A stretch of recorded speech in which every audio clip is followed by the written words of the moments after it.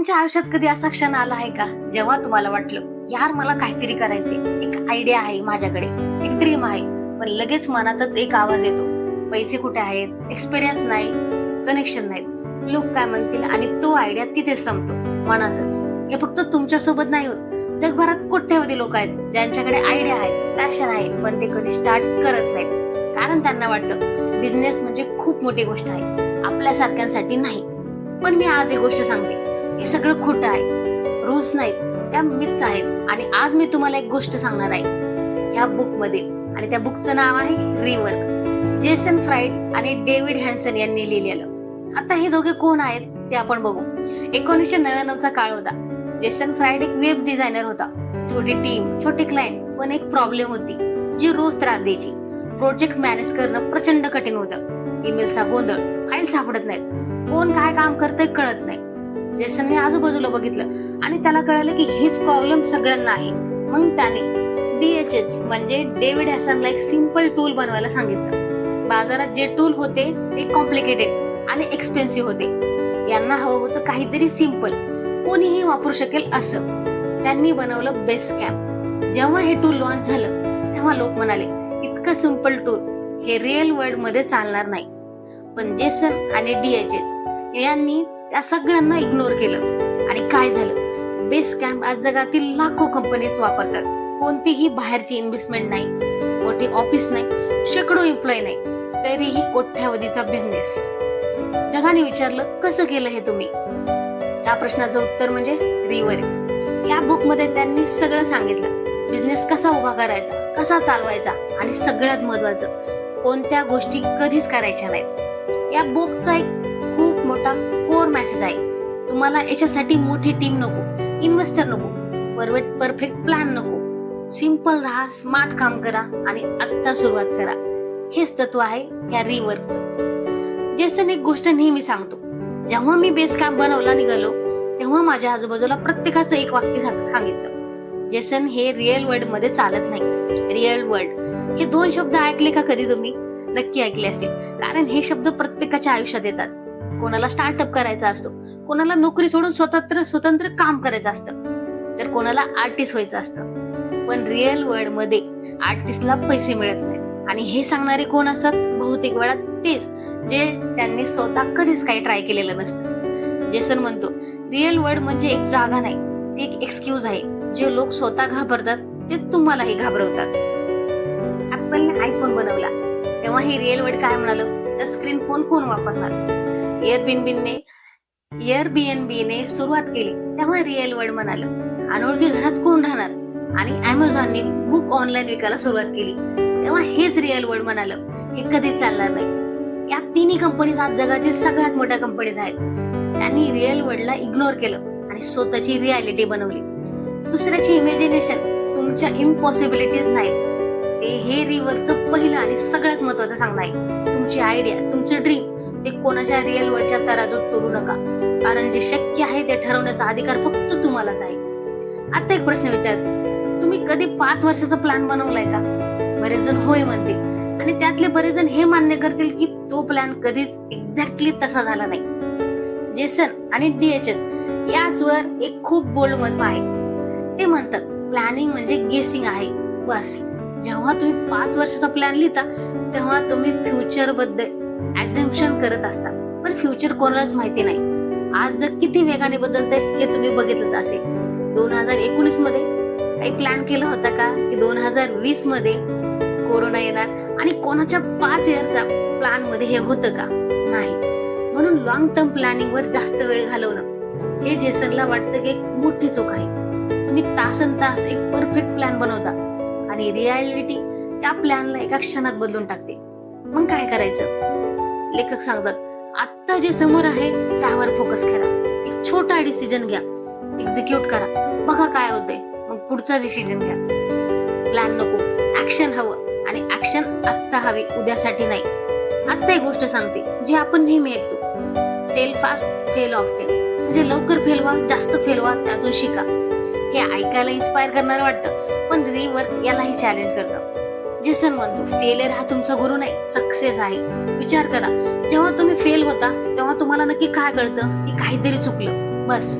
नक्की काय चुकलं, का चुकले, कुठे चुकले हे बऱ्याचदा कळत नाही. कारण फेलियर मध्ये खूप वेगवेगळे पॉइंट असतात. पण जेव्हा एखादी गोष्ट काम करते तेव्हा तुम्हाला एक्झॅक्टली कळतं ना काय काम केलं. ती पॅटर्न तुम्ही परत यूज करू शकता, त्यावर बिल्ड करू शकता. म्हणून फेलियर सेलिब्रेट करणं बंद करा. जे काम करताय त्याचा अभ्यास करा आणि आणखीन चांगलं बनवा. सक्सेस कंपाऊंड होतो म्हणजे यश दुसऱ्या यशाचा रस्ता बनतो. आणि यातूनच येतो रिवर्कचा एक खूप पॉवरफुल विचार, स्क्रेच युअर वन इच, म्हणजे स्वतःची प्रॉब्लेम सॉल्व्ह करा. लेखक यांनी बेस कॅम्प का बनवलं? मार्केट रिसर्च केला म्हणून नाही, इन्व्हेस्टरने सांगितलं म्हणून नाही, त्यांना स्वतःला ती प्रॉब्लेम होती म्हणून. त्यांना स्वतःला एक सिम्पल प्रोजेक्ट मॅनेजमेंट टूल हवं होतं आणि ते नव्हतं बाजारात, म्हणून त्यांनी ते बनवलं. आणि इथेच एक मॅजिकल गोष्ट घडली. जेव्हा तुम्ही स्वतःचे प्रॉब्लेम सॉल्व्ह करता तुम्हाला एक्झॅक्टली माहिती असते की कस्टमरला काय हवं आहे, काय नको आहे, कुठे त्रास होतो, कुठे सोपं हवं. कारण तुम्हीच तो कस्टमर आहात. तुम्हाला कोणाला सर्वे करायला जायची गरज नाही, तुम्हाला फोकस ग्रुप बोलवायची गरज नाही. उत्तर तुमच्याकडे आहे. म्हणून जेव्हा कधी आयडिया शोधत असाल बाहेर नाही, आत बघा. तुमच्या आयुष्यात कोणती प्रॉब्लेम आहे जी तुम्हाला रोज त्रास देते, तीच तुमचा बिझनेस असू शकतो. आता एक सांगा, तुम्ही कधी एखाद्या माणसाला बघितले का जो सकाळपासून रात्रीपर्यंत काम करतो? विकेंड्स नाहीत, हॉलिवूड नाही, हॉलिडेज नाहीत, झोप नाही, आराम नाही, आणि तो हे सगळं अभिमानाने सांगतो, मी रोज 16 तास काम करतो, मला वर्षभर सुट्टी नाही, मी माझ्या बिझनेस साठी सगळं सॅक्रिफाईस केलं. आणि आजूबाजूचे लोक म्हणतात, वा किती डेडिकेटेड आहे हा. पण जेसन यांना हे ऐकलं की राग येतो. ते म्हणतात, डेडिकेशन नाही, हे एक ट्रॅप आहे. जास्त काम करणं म्हणजे स्मार्ट काम करणं नाही, जास्त तास घालवणं म्हणजे जास्त रिझल्ट येतात असं नाही. खरं तर उलट होतं.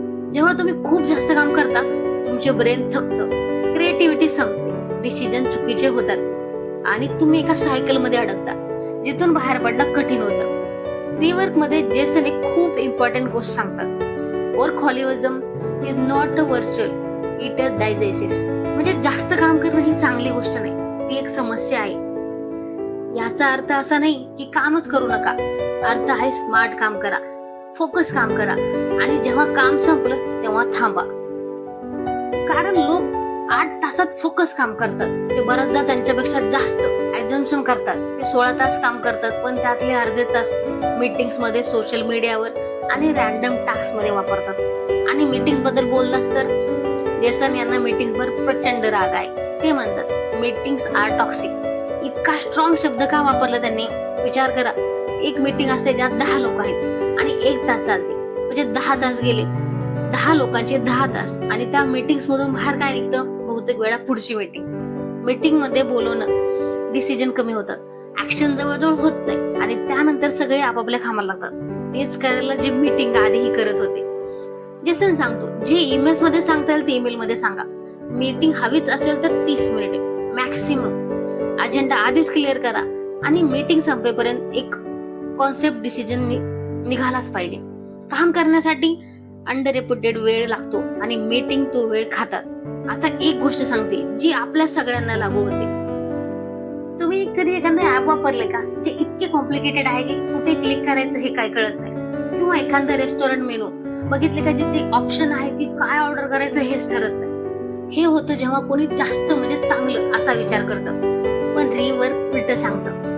लेखक म्हणतात, जेव्हा तुम्ही प्रोडक्ट मध्ये फीचर ऍड करता त्यासोबत येतात त्या फीचर डिझायनिंग करण्याची कॉम्प्लेक्सिटी, ते बिल्ड करण्याचा वेळ, ते टेस्ट करण्याची मेहनत, युजरला ते समजण्यापासून सांगण्याची जबाबदारी, आणि जर ते काम केलं नाही तर ते फिक्स करण्याची डोकेदुखी. एक छोटं फीचर ऍड करणं कधीच फक्त एक छोटी गोष्ट नसते. म्हणून जेसन सांगतो, से नो बाय डिफिकल्ट, म्हणजे डिफॉल्ट आन्सर असायला हवं नाही, आणि खरंच खूप इम्पॉर्टंट असेल तरच हो म्हणा. सिम्पल प्रोडक्ट जो एक गोष्ट परफेक्टली करतो तो नेहमी कॉम्प्लिकेटेड प्रोडक्ट पेक्षा जिंकतो, ज्यात 100 फीचर आहेत पण एकही नीट काम करत नाही. बेसकाम या सगळ्यात चांगलं एक्झाम्पल आहे. बाजारात खूप कॉम्प्लिकेटेड प्रोजेक्ट मॅनेजमेंट टूल होते, बेसकॅम्प आलं, सिम्पल क्लीन, एकच फोकस, आणि लोकांनी ते उचलून घेतलं. आता रिवर्क मधला एक असा लेसन येतो जो खूप लोकांना अनकम्फर्टेबल करतो. लेखक म्हणतात, तुमचे कॉम्पिटिटर तुमचे दुश्मन नाहीत, पण त्यांच्याकडे जास्त लक्ष देणं हे तुमच्यासाठी खूप धोकादायक आहे. कारण जेव्हा तुम्ही कॉम्पिटिटर बघत राहता तुम्ही रिॲक्ट होता, ते नवीन फीचर ऍड करता, तुम्ही पण ऍड करत बसता. ते प्राइस कमी करतात, तुम्ही करता. ते एक डायरेक्शन मध्ये जातात, तुम्ही त्यांच्या मागे जाता आणि शेवटी तुमचा प्रोडक्ट तुमचा राहत नाही, तो एक कॉपी बनतो. जसं सांगतो, कॉम्पिटिटर बघणं बंद करा, कस्टमर्स बघा, तुमचे प्रॉब्लेम काय आहेत त्यावर फोकस करा. जेव्हा तुम्ही कस्टमरच्या खऱ्या प्रॉब्लेम्सवर फोकस करता, तुम्ही असं काहीतरी बनवता जे मार्केटमध्ये कोणी बनवलेलं नाही. कारण तुम्ही कॉपी नाही करत, तुम्ही क्रिएट करत आहात. आणि यातूनच येतो रिव्हरचा एक माझा पर्सनली आवडता विचार, कॉन्सन्ट्रेट म्हणजे लिमिटेशन नाही, कॉन्सन्ट्रेट म्हणजे क्रिएटिव्हिटीची जन्मभूमी आहे. हे ऐकायला थोडं स्ट्रेंज वाटतं, पण विचार करा, जेव्हा तुमच्याकडे खूप पैसे असतात, खूप वेळ असतो, खूप रिसोर्सेस असतात, तेव्हा तुम्ही लेझी विचार करता. अरे बजेट आहे, ऍड करू, आणखीन एक फीचर, वेळ आहे उद्यापर्यंत करू. पण जेव्हा रिसोर्स कमी असतात, तेव्हा तुम्ही स्मार्टर विचार करता. तुमच्या सगळ्यात इम्पॉर्टंट काय आहे ते ठरवावं लागतं. अननेसेसरीची गोष्ट कट कराव्या लागतात आणि त्या प्रेशर मधून येतो क्रिएटिव्हिटी. जेसन आणि THS कडे सुरुवातीला काहीच नव्हतं, मोठे बजेट नाही, मोठी टीम नाही, फॅन्सी ऑफिस नाही, पण त्यांच्याकडे कॉन्सन्ट्रेशनमुळे त्यांचं बेस कॅम्प इतकं सिम्पल आणि फोकस बनवलं आणि तेच त्यांची सगळ्यात मोठी स्ट्रेंथ ठरली. आपल्याकडे एक शब्द आहे, जुगाड. कमी रिसोर्स मध्ये क्रिएटिव्ह सोल्युशन शोधणं. जगाने याला आपली वीकनेस म्हटलं, पण रिवर्क सांगतं हीच आपली सुपर पॉवर आहे. तुमच्याकडे जे नाही त्याचा विचार करणं बंद करा. तुमच्याकडे जे आहे त्यातून काय करता येईल याचा विचार करा. आता एक गोष्ट सांगते जी खूप लोकांना माहिती नाही. लेखक यांचा मार्केटिंग बद्दलचा विचार पूर्णपणे वेगळा आहे. आपल्याला वाटतं बिझनेस ग्रो करायचा असेल तर ऍड्स द्यायला हव्यात. Facebook ad, Google ad, Instagram ad, पैसे खर्च करा, लोकांपर्यंत पोहोचा. पण जेसन म्हणतो, डोंट मार्केट टीच. ऍड वर पैसे खर्च करण्यापेक्षा तुमच्या फील्ड मध्ये जे तुम्हाला माहिती आहे ते लोकांना शिकवा. ब्लॉग लिहा, व्हिडिओज बनवा, पॉडकास्ट करा, तुमचे नॉलेज शेअर करा. का? कारण जेव्हा तुम्ही लोकांना जेन्युइनली हेल्प करता, ते तुमच्यावर ट्रस्ट करतात आणि ट्रस्ट म्हणजे बिझनेस. कोणी तुमच्याकडून तेव्हाच विकत घेतं जेव्हा त्यांना तुमच्यावर विश्वास असतो. ऍड बघून लोक प्रोडक्ट घेतात, पण ते एकदाच येतात. नॉलेज दिल्यावर लोक लॉयल होतात, ते परत येतात आणि इतरांनाही आणतात. बेस कॅम्पने कधी मोठ्या ऍड्सवर पैसे नाही खर्च केले. जेसननी ब्लॉग्स लिहिले, टॉक्स दिल्या, आर्टिकल पब्लिश केले आणि त्यातूनच लाखो लोक त्यांच्याकडे आले. बरेच लोक विचार करतात, बिझनेस मोठा करायचा असेल तर जास्त माणसं हवेत, जितकी मोठी टीम तितकं मोठा बिझनेस. पण लेखक याचवर एक कम्प्लिटली वेगळं मत आहे. ते म्हणतात, don't higher util it hurts. म्हणजे जोपर्यंत तुम्हाला खरंच एखाद्या माणसाची गरज भासत नाही तोपर्यंत हायर करूच नका. का? कारण प्रत्येक नवीन माणूस म्हणजे एक नवीन एम्प्लॉय नाही, तो एक नवीन रिस्पॉन्सिबिलिटी आहे. त्याला ट्रेन करायचा वेळ लागतो, त्याच्याशी कम्युनिकेट करायला वेळ लागतो, त्याचा डिसिजन मध्ये तुमचा वेळ जातो आणि जितके जास्त लोक, जितकी जास्त मीटिंग्स, तितका जास्त गोंधळ, तितकी जास्त पॉलिटिक्स. जेसन सांगतात, एक टॅलेंटेड, मोटिवेटेड, फोकस माणूस 3 ॲव्हरेज माणसांपेक्षा जास्त काम करतो. म्हणून जास्त लोक नको, राईट लोक हवेत. आणि राईट लोक कसे ओळखायचे? जेसन म्हणतात, रेझ्यूम बघू नका, काम बघा. रेझ्यूम मध्ये एक कागद असतो ज्यावर माणूस स्वतःबद्दल सगळ्यात चांगल्या गोष्टी लिहितो. त्यावरून तो खरंच कसं काम करतो हे कळत नाही. म्हणून त्यांना एक रिअल प्रोजेक्ट द्या, बघा ते कसं हँडल करतात, त्यातून तुम्हाला खरं उत्तर मिळेल. आणि एकदा राईट माणूस मिळाला त्यावर ट्रस्ट करा, त्याला फ्रीडम द्या, मायक्रो मॅनेज करू नका. जेसन म्हणतात, हायर मॅनेजर्स ऑन वन. म्हणजे असे लोक जे स्वतःचे मॅनेजर आहेत, त्यांना सांगायला लागत नाही काय करायचं, कधी करायचं, कसं करायचं. ते स्वतः विचार करतात, स्वतः डिसिजन करतात, स्वतः डिसाइड करतात, स्वतः एक्झिक्यूट करतात. असे लोक एका छोट्या टीम मध्येही माउंटेन मूव्ह करतात. आता एक खूप महत्वाची गोष्ट आहे जी बऱ्याच लोकांना माहिती नाही. अंडरडू युअर कॉम्पिटिशन. म्हणजे कॉम्पिटिटर्स पेक्षा जास्त फीचर, जास्त ऑप्शन, जास्त कॉम्प्लेक्सिटी देण्याच्या रेस मध्ये उतरू नका. उलट त्यांच्यापेक्षा सिंपल व्हा, त्यांच्यापेक्षा फोकस व्हा, त्यांच्यापेक्षा इझी व्हा. कारण बाजारात नेहमी सेगमेंट असतो, ज्यांना कॉम्प्लिकेटेड नको असतं त्यांना सिंपल सोल्युशन हवं असतं. आणि जर तुम्ही ते द्याल, ते तुमचे लॉयल कस्टमर होतात. तुम्ही कधी तयार नसाल, परफेक्ट मुवमेंट कधी येणार नाही, परफेक्ट प्लॅन कधी होणार नाही, परफेक्ट कंडिशन कधी मिळणार नाही. आपण नेहमी वेट करतो, थोडे पैसे जमले की सुरू करतो, थोडा वेळ मिळाला की करतो, थोडं आणखी शिकलो की करतो. पण ते थोडं कधीच होत नाही, कारण आयुष्य कधी परफेक्ट नसतं. कंडिशन कधी परफेक्ट नसतात.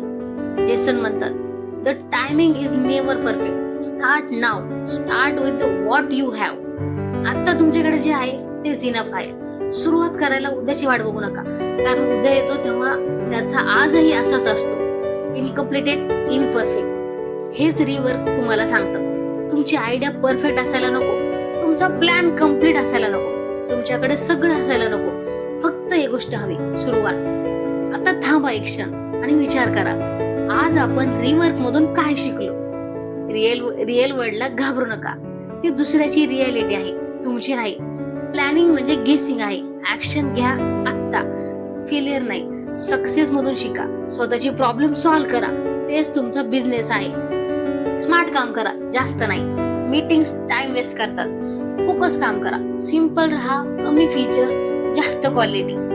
टीचिंग म्हणजे सगळ्यात पॉवरफुल मार्केटिंग आहे. राईट लोक हायर करा, जास्त नाही. आणि सगळ्यात महत्वाचं, आता सुरुवात करा. हे बुक वाचल्यावर एकच गोष्ट वाटते, यश मिळवणं इतकं कॉम्प्लिकेटेड नाही, आपणच ते कॉम्प्लिकेटेड बनवतो. जेसन आणि DHS यांनी सांगितलेलं, सिंपल राहा, फोकस राहा आणि आता सुरुवात करा. बस इतकंच. आणि मी तुम्हाला एक गोष्ट सांगते, हे बुक फक्त बिझनेस साठी नाही, हे बुक आहे त्या प्रत्येकासाठी जो आयुष्यात काहीतरी वेगळं करायचं म्हणतो, ज्याला एक आयडिया आहे, ज्याला एक ड्रीम आहे, ज्याला वाटतं माझ्याकडे इनफ नाही. रिवर्क त्यांना सांगतं, तुमच्याकडे इनफ आहे, नेहमीच होतं, फक्त सुरुवात करा.